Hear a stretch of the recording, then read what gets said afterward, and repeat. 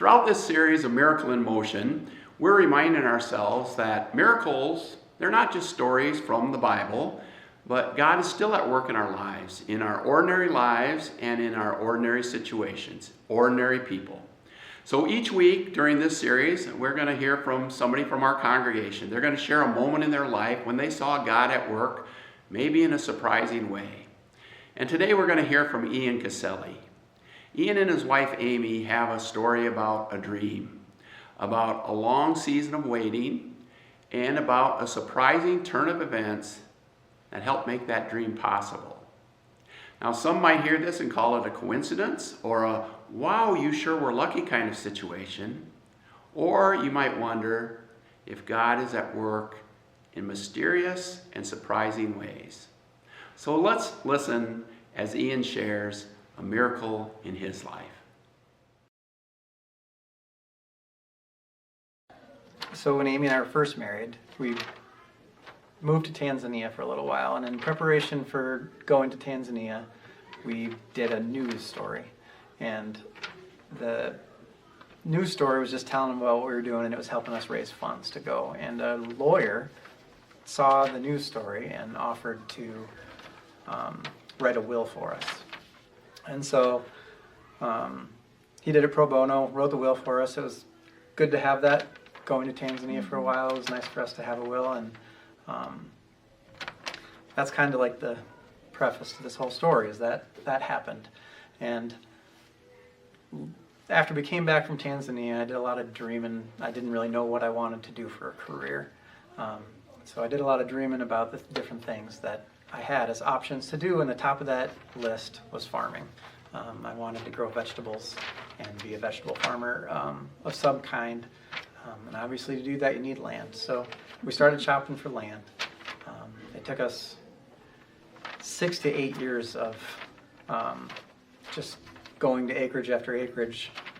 We made some offers on acreages and got rejected because they weren't enough, or because we owned a house in Sioux Falls and we couldn't sell it fast enough in order to make the purchase of the new house and stuff. So we moved in with Amy's family and lived with her parents for a year. We sold our house and continued to hunt for acreages, and eventually found one, made an offer on it like 4 hours after it went on the market, and they verbally accepted our offer, which was very exciting. We thought we were good to go, but then there started to be some hitches in the offer process, and we slowly came to learn that the person that had lived in the house had passed away, and their sister was selling the house for them and for their estate, and the person had a lot of medical debt, almost twice as much medical debt as what we had made on our offer on the house. So it became clear pretty quick that this was unlikely not going to happen, because they needed to come up with the money to settle the medical debt, and our offer wasn't enough. And we also came to learn that there were a lot of offers on the house after we had made our offers that were higher than ours. So we weren't having, it didn't seem clear that this was actually going to happen and that we were going to get this acreage. And I had been 6 years of wanting to be a farmer and dreaming of being a farmer, but not having land to farm on. And it was just kind of we thought we had it, and we were right there at the end to start the process, and it kind of fell through. So there was 4 to 6 months of trying to figure out what was going to happen with this acreage, and most of it was just doubtful, like that this just doesn't happen when this is the amounts of money are out of line like that.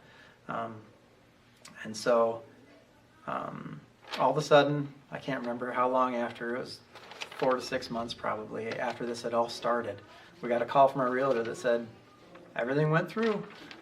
They accepted your offer just as it is, and we're good to go. We're going to close on such and such a date. And we were just like, what changed? And both our realtor and the realtor of the seller were like, somebody went to bat for you. We don't really know what happened or how it happened, but it's all clear and everything's figured out. And we were just like, what the heck? And so we were very excited. It was awesome and great. And when we went to the closing, that was the first time in person that we had met the sister that was selling the house and dealing with the estate for her brother. And she explained to us that she was a secretary for the lawyer who had helped us with our wills before we went to Tanzania. And he had remembered us. And he went to bat for us. He went to all the different debtors that this man had with all the different medical debt. And he had them all agree to take smaller portions of the debt so that it came to the exact amount of what we were paying for the house. And yeah, it was pretty exciting. 10 years, that was 10 years ago. Caselli's Market Garden started 10 years ago when we bought that acreage, and we're celebrating our 10-year anniversary of our business this summer. And yeah, I'm in Caselli, and the way of God is a mystery to me.